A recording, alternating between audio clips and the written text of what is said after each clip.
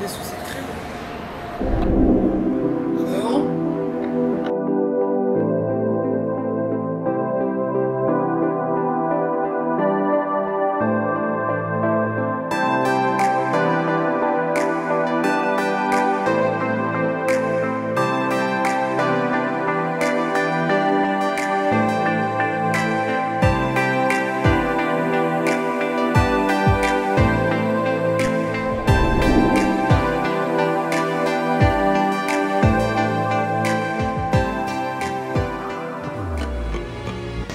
Hello à tous, bienvenue dans The Meryl Loé Show. J'espère que vous allez bien, vous avez vu les décors ont un peu changé, tout ça c'est pour les fêtes de fin d'année.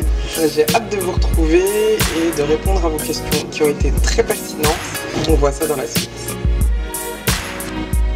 Alors la première question qui m'a été posée, c'est quelles sont les clés de la réussite dans notre société actuelle et ma conception de la réussite. Alors les clés de la réussite pour moi c'est la persévérance, la constance, les sacrifices, la prise de risque, rester soi-même et surtout être passionné.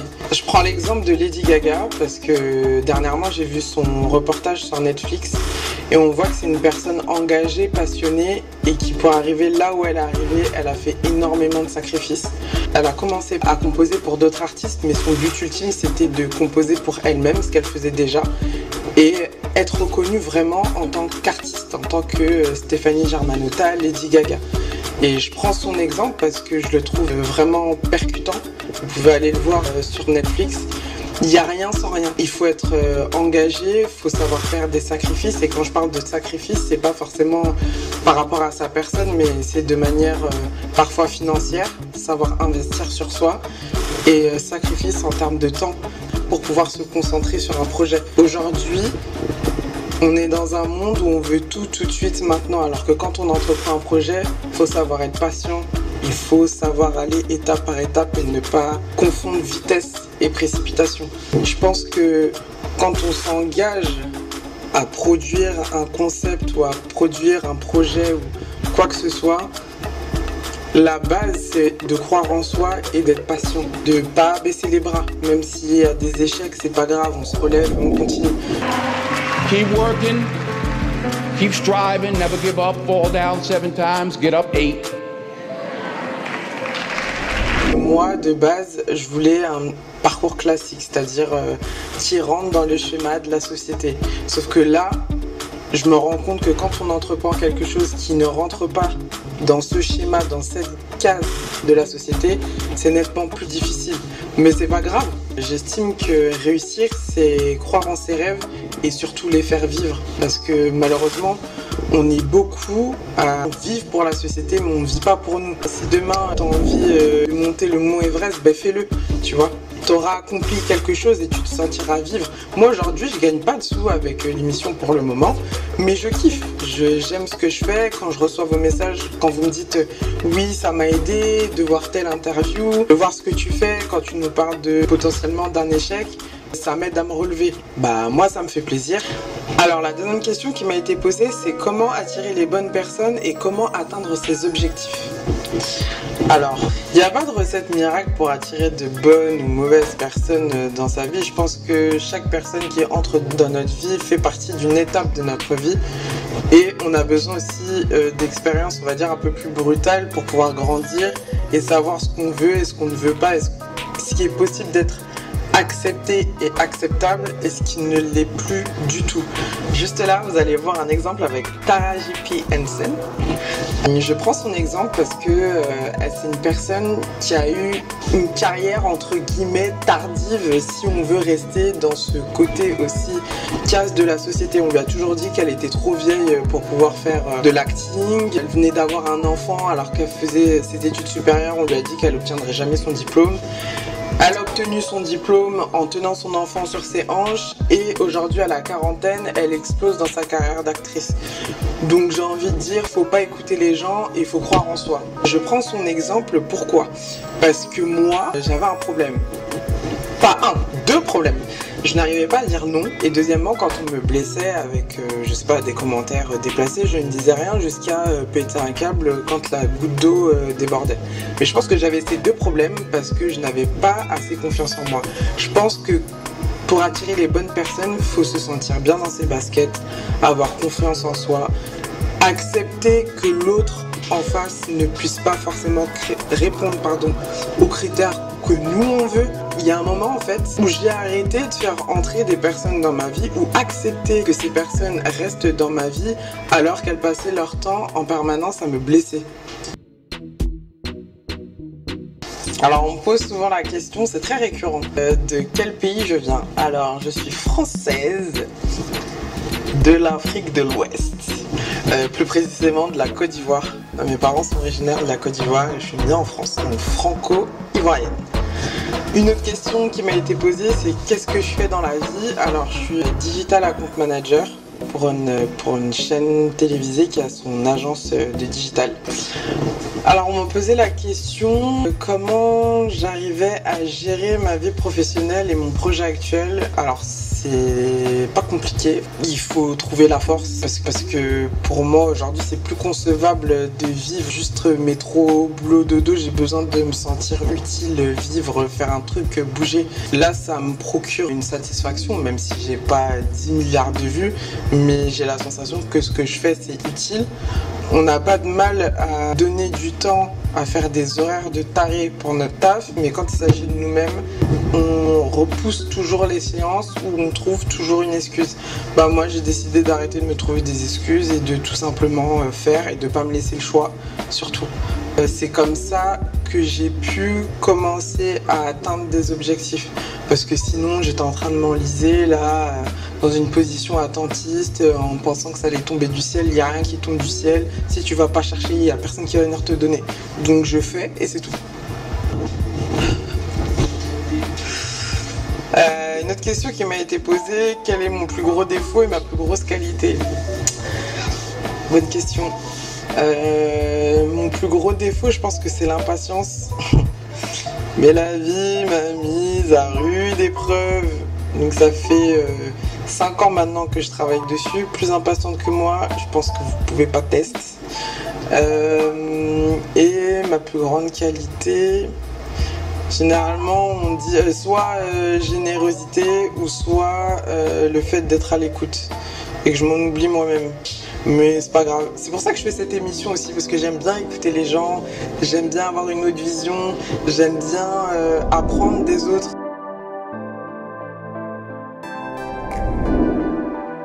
J'avais assisté à une soirée pour le lancement d'un parfum d'une certaine marque.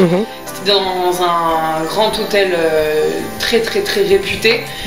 Et, sur Paris? Ouais, il y avait du beau monde, des gens de la haute société, mais ces gens-là, comment te dire, sont attirés par le sexe. Et quand on vient à te mettre une main aux fesses, oui bien sûr, ça m'est déjà arrivé. On t'a mis une main aux fesses? Un homme âgé qui était, je pense, Ah mais toi tu sors des vrais dossiers là aujourd'hui là, qu'est-ce qui se... Parce que les gens n'en parlent pas, mais ça c'est, là dernièrement un événement, l'amie qui était avec moi, elle aussi, c'était une main aux fesses, pourtant c'est pas une influenceuse. Donc il y a des choses qui tournent dedans, c'est sûr et certain. Ça les gens n'en parlent pas, mais... Mais d'ailleurs justement, dans ce genre d'événement, tu vois, y a youtubeurs, instagrammeurs, blogueurs, ouais, d'un certain âge en plus, c'est pas des personnes... Peut-être des patrons d'entreprise ou des actionnaires. De 50 ans. Mais est-ce que entre youtubeurs ou blogueurs ou influenceurs, t'as la sensation qu'ils se mettent ensemble par rapport au nombre de cas qu'ils peuvent avoir et... Bien sûr. Et des gens, ils sont gentils avec tout le monde. Ouais, non, mais je me dis que parfois, tu sais, tu peux faire des rencontres où tu t'entends bien avec la personne. Oui, t'as des rencontres comme ça dans YouTube, c'est vrai. J'ai une très bonne amie, Nat Extension. Ça fait 2 ans et demi maintenant que je la côtoie. Mais ça fait vraiment partie, elle fait partie des rares personnes avec qui je m'entends très bien. Et c'est plus qu'une amie, c'est vraiment quelqu'un en qui je me confie. C'est comme une sœur pour moi. Mais oui, effectivement, quand tu vas à des événements, il y en a qui te calculent que par intérêt, parce que tu as un tel nombre, parce que tu es telle personne. Ah oui, complètement, mais complètement même. Et toi, ton ressenti, encore une fois, par rapport à ça? Je pompe le tas. mon ressenti. Donc toi, tu t'en fous, Non, toi. franchement, je m'en fous. Quand je vais aux événements, tu sais, je vais avec mes gossures, on est là, tu vois, on délire. Enfin, Tu passes un bon moment. Ouais, voilà, tu passes un bon sans moment. te prendre au sérieux, ouais. Tu vas découvrir des produits, des nouveautés, tout ça. Une belle expérience. Et c'est tout. Après, moi, le reste, franchement, je calcule pas. Hein. Alors, moi, je t'ai invité parce que j'adore ton franc-parler. Merci. Tu te dis ce que tu penses et t'es pas en mode suivre les tendances. Toi, tu fais ce que tu as envie de faire. Qu'est-ce qui t'a poussé à faire YouTube? L'argent. L'argent? Ok, Non, j'allais dire être très fort. Non, parce qu'au début, en plus, moi, quand je me suis lancée, il n'y avait pas ce développement avec tout ce qui est placement de produits, etc. Non, en fait, au début, c'était un petit peu sur un coup de tête, en fait. Je me suis dit, parce que moi, je suivais tout début Sananas. Ouais. Et j'aimais beaucoup, en fait, cette idée de partager, d'échanger, de montrer un petit peu ce que tu sais faire. Et je me suis dit, pourquoi pas, parce que même si ça ne se voit pas forcément en vidéo, je suis quelqu'un de très solitaire. Tu sais, même si ça ne se voit pas, j'ai du mal à aller vers les gens, etc. Et je me suis dit, c'est bien en fait de partager ce que tu connais et puis tu crées des liens. Ta passion. Ouais. J'ai toujours aimé le make-up. Et moi, j'ai grandi dans une famille où c'était les études, pas de maquillage, tu vois ce que je veux dire. Tous les interdits. J'étais là, je mettais mon petit écho, crayon, grave. ma petite tour. Je crois qu'on l'a toute faite. Et je me démaquillais dans le bus. Et du coup, j'ai trouvé ça assez touchant en fait de voir que des personnes peuvent te donner autant d'amour. Même si c'est que par écrit, tu les rencontres pas, ça peut représenter qu'un nombre pour certains. Mais tu as un réel échange quand tu reçois des messages de mamans qui ont des enfants malades, bien sûr, des mails où on vient te remercier. Il y en a qui sont dans des hôpitaux et qui te disent merci, Nevia, grâce à toi, je me sens mieux. Ou t'en as qui sont dans des phases de dépression, parce que tu sais, la vie n'est pas facile. Et tu te dis, juste en te prenant pas au sérieux, en faisant une petite vidéo, voilà, c'est ça en fait. Et j'ai eu des moments où je me suis remise en question, où j'ai voulu arrêter parce que ça demande beaucoup d'investissement, de travail. Puis moi, c'est pas. Qu'est-ce qui a voulu te faire arrêter? Il y a eu plusieurs facteurs.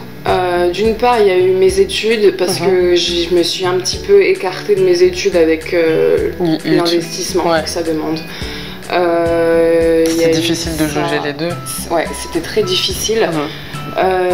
Il y a eu aussi ce côté se faire reconnaître dans la rue. Ça, c'est très compliqué. Sachant que t'es solitaire. Ouais, et je suis quelqu'un qui n'expose pas beaucoup ma vie. Ouais.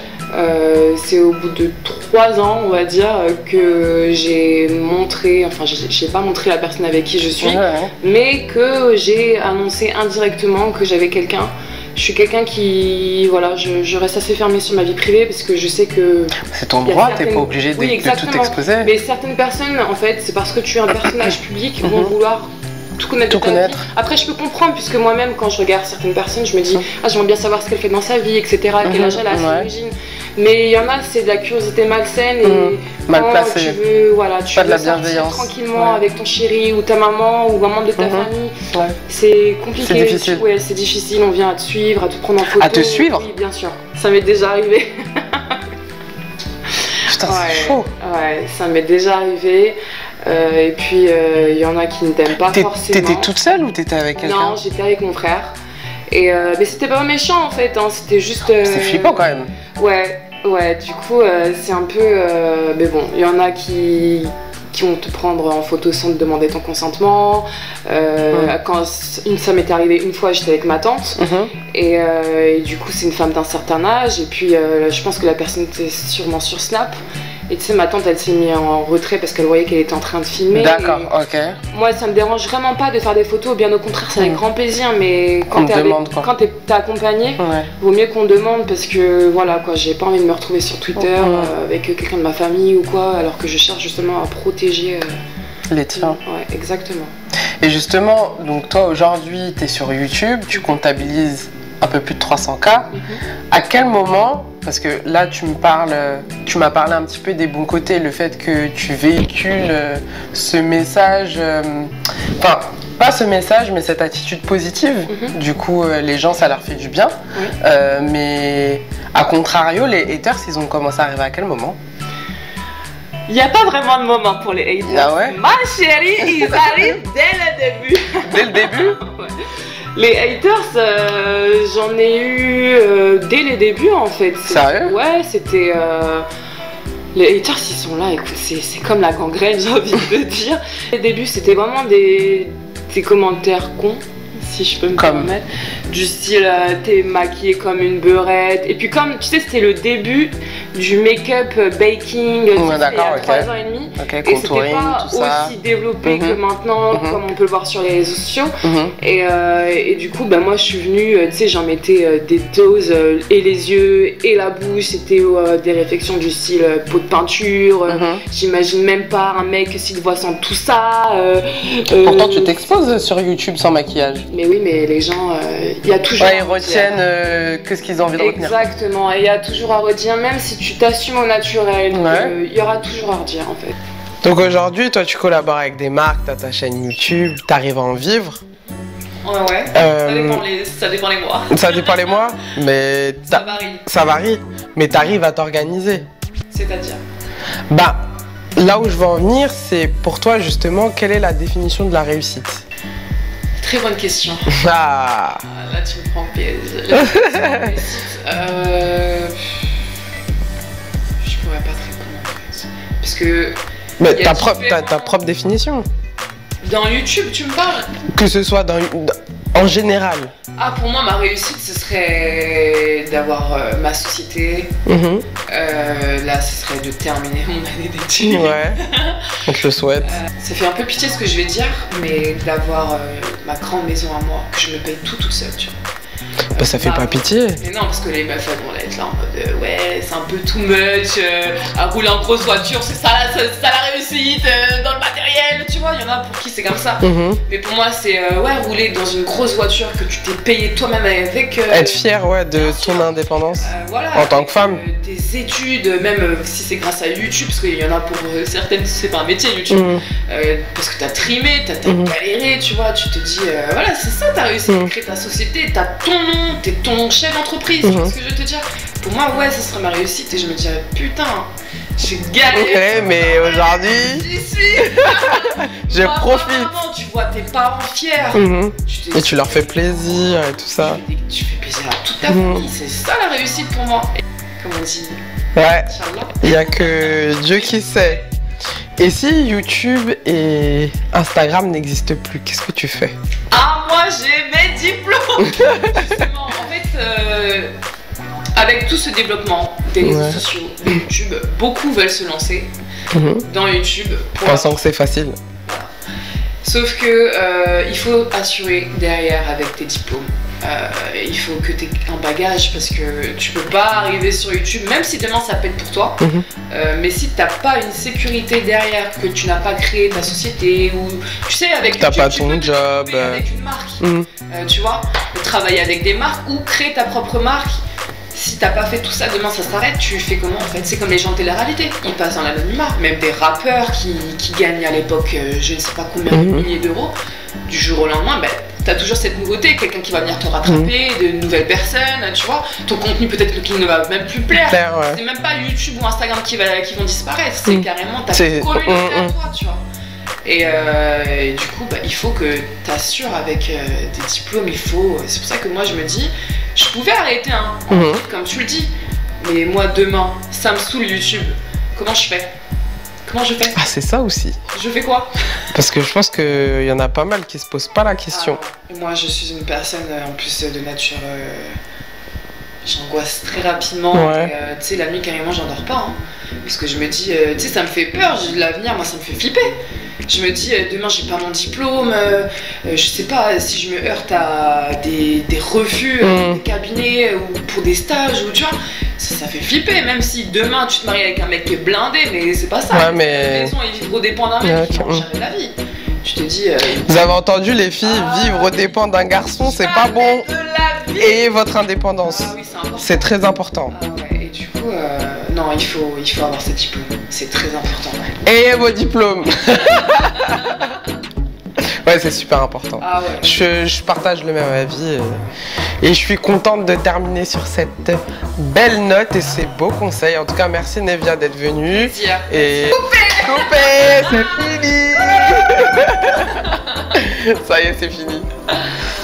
Me dis pas, t'as oublié de prendre un truc ou ça a pas tourné. Franchement, t'es nul à chier.